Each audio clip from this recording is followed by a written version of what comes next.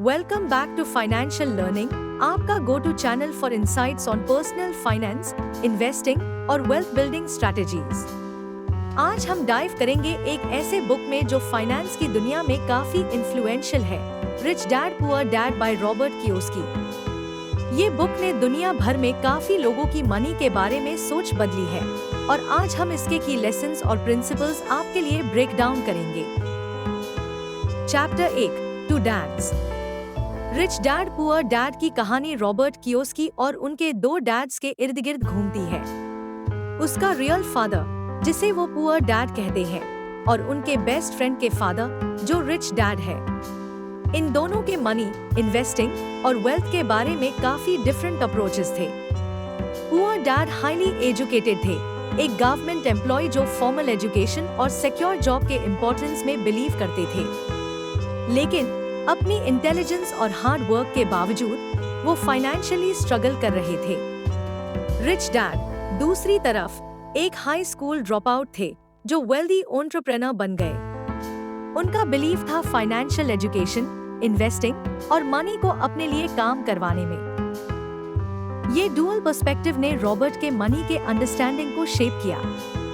एक तरफ उन्होंने देखा ट्रेडिशनल पाथ, स्कूल जाओ, जॉब पाओ, पैसा बचाओ, घर खरीदो और कंफर्टेबली रिटायर हो जाओ।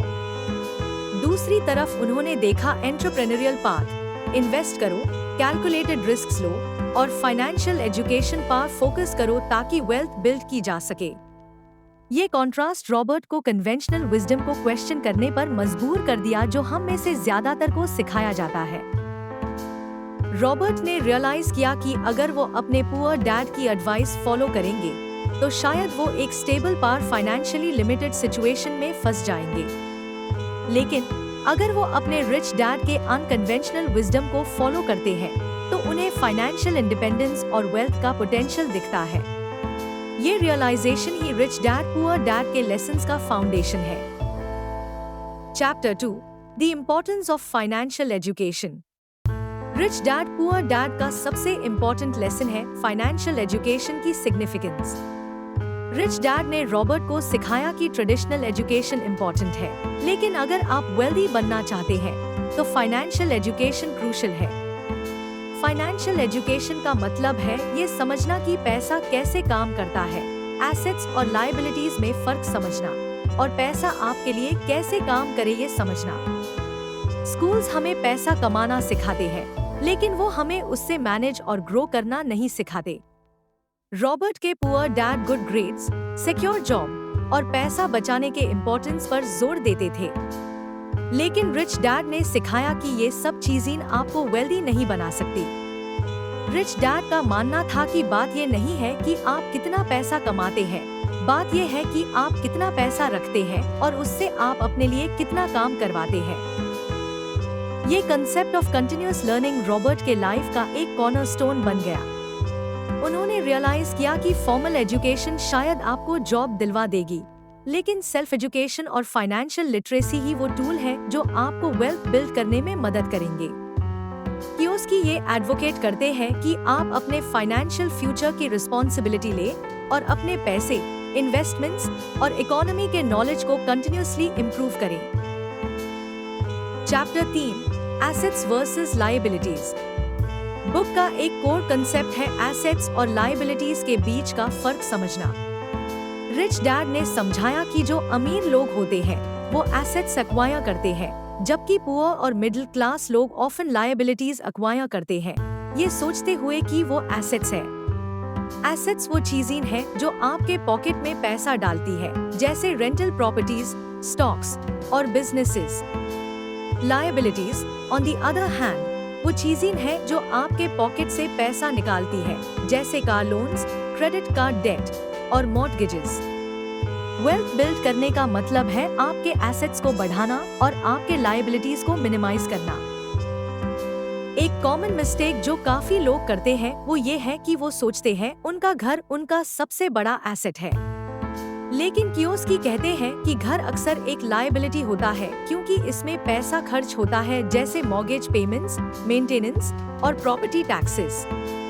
रिच डैड ने रॉबर्ट को सिखाया कि वो ऐसे इनकम जनरेटिंग एसेट्स पर फोकस करें जैसे रेंटल प्रॉपर्टीज या डिविडेंड पेइंग स्टॉक्स, जो कैश फ्लो प्रोवाइड करते हैं और टाइम के साथ अप्रिशिएट भी कर सकते हैं। एसेट्स और लायबिलिटीज के बीच का ये डिस्टिंक्शन क्रूशियल है, क्योंकि ये डायरेक्टली आपके फाइनेंशियल फ्यूचर को इम्पैक्ट करता है।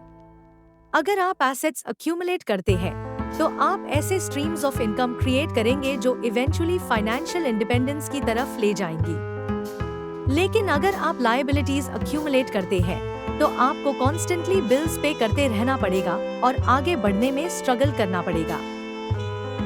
Chapter 4, the rat race. Rat race एक टर्म है जो बुक में इस्तेमाल होती है उस साइकिल को डिस्क्राइब करने के लिए जिसमें ज्यादातर लोग फंस जाते हैं। हार्ड वर्क करना जॉब पर, पैसा कमाना और फिर उससे सब एक्सपेंसेस और लायबिलिटीज पर खर्च कर देना। ये साइकिल लोगों को एक नेवर एंडिंग लूप में ट्रैप कर देती है, जिसमें वो पैसे के लिए काम करते हैं इंस्टेड ऑफ पैसे को अपने लिए काम करवाने के। रैट रेस एक मेटाफोर है उस डेली ग्राइंड के लिए जो काफी लोग एक्सपीरियंस करते हैं। सुबह उठना, काम पर जाना, एक पेचेक कमाना और उससे सब बिल्स, डेब्ट्स और लायबिलिटीज पर खर्च कर देना।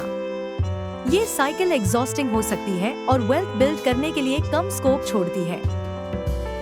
रिच डैड ने एम्फसाइज किया कि रैट रेस से निकलने के लिए आपको अपना माइंडसेट बदलना पड़ेगा और ऐसे एसेट्स बिल्ड करने पर फोकस करना पड़ेगा जो पैसिव इनकम जनरेट करे।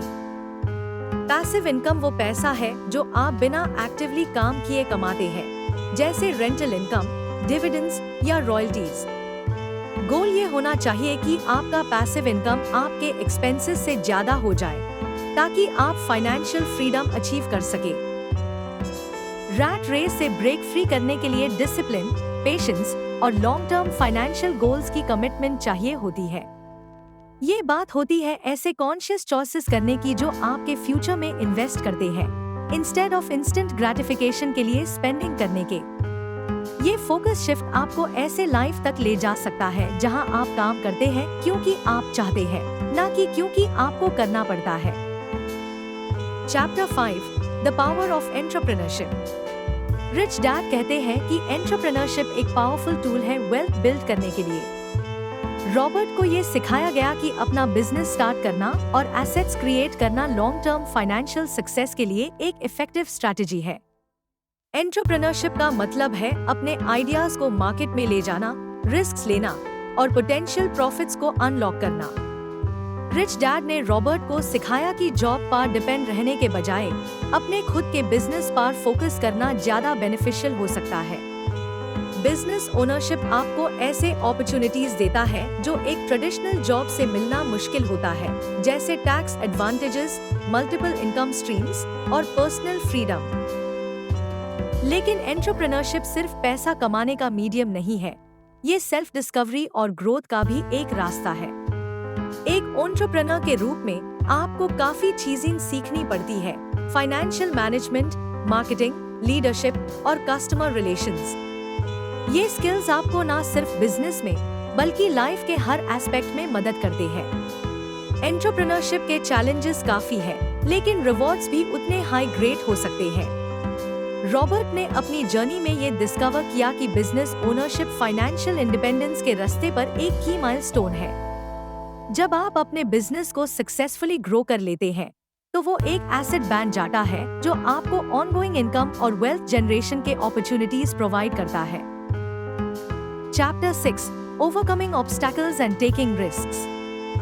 फाइनेंशियल सक्सेस का रास्ता कभी भी स्ट्रेट और स्मूथ नहीं होता। इस रास्ते में चैलेंजेस और ऑब्स्टैकल्स आते हैं जो आपको अपनी गोल्स को अचीव करने से रोकने की कोशिश करेंगे। लेकिन रिच डैड ने रॉबर्ट को सिखाया कि फियर और सेल्फ डाउट से ओवरकम करना फाइनेंशियल ग्रोथ के लिए जरूरी है। इन्वेस्टिंग इन एसेट्स जैसे रियल एस्टेट, स्टॉक्स या बिजनेस स्टार्ट करना रिस्क इन्वॉल्व करता है, लेकिन अगर आपके पास सही नॉलेज और स्ट्रैटेजी है, तो ये रिस्क को मिटिगेट किया जा सकता है। रिच डैड का एडवाइस था कि कभी भी फियर को फाइनेंशियल अपॉर्चुनिटीज ग्रैब करने से आपको रोकने मत दो। रॉबर्ट ने सीखा कि रिस्क लाइफ का एक पार्ट है, स्पेशली फाइनेंस की दुनिया में। चाहे वो स्टॉक मार्केट में इन्वेस्ट करना हो, रियल एस्टेट खरीदना हो या एक नया बिजनेस वेंचर स्टार्ट करना हो, रिस्क इनेविटेबल है। लेकिन रिच डैड ने सिखाया कि असली रिस्क एक्शन ना लेने में है। सबसे बड़ा रिस्क ये है कि आप अपने कंफर्ट जोन में ही बने रहेंगे, जहां ग्रोथ और वेल्थ क्रिएशन के चांसेस कम होते हैं।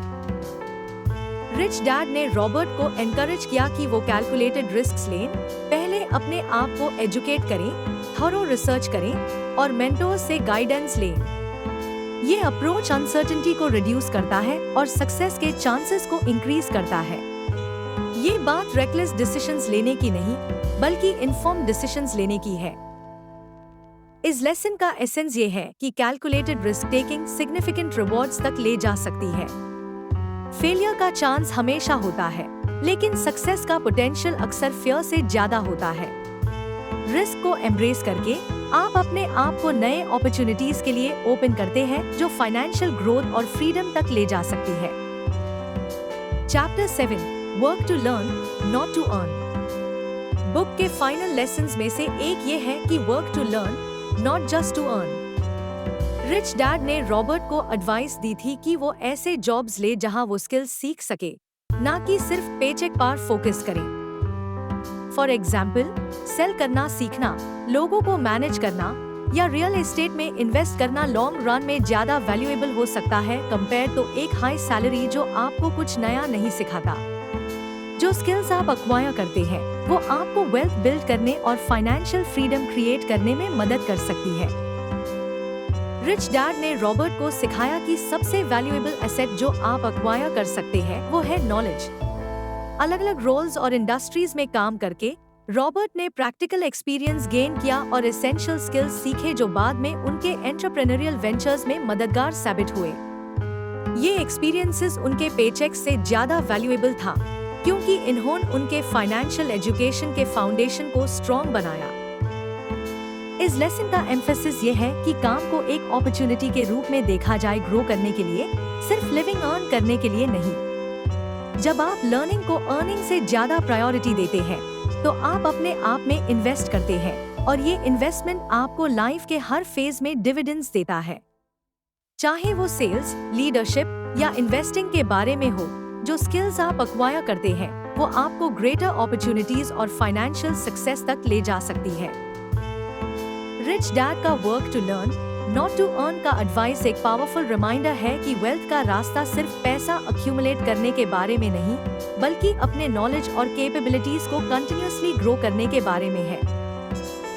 रिच डैड पुअर डैड सिर्फ एक बुक नहीं है पैसा बनाने के बारे में, ये एक गाइड है वेल्थ, वर्क और फाइनेंशियल इंडिपेंडेंस के बारे में डिफरेंटली सोचने के लिए।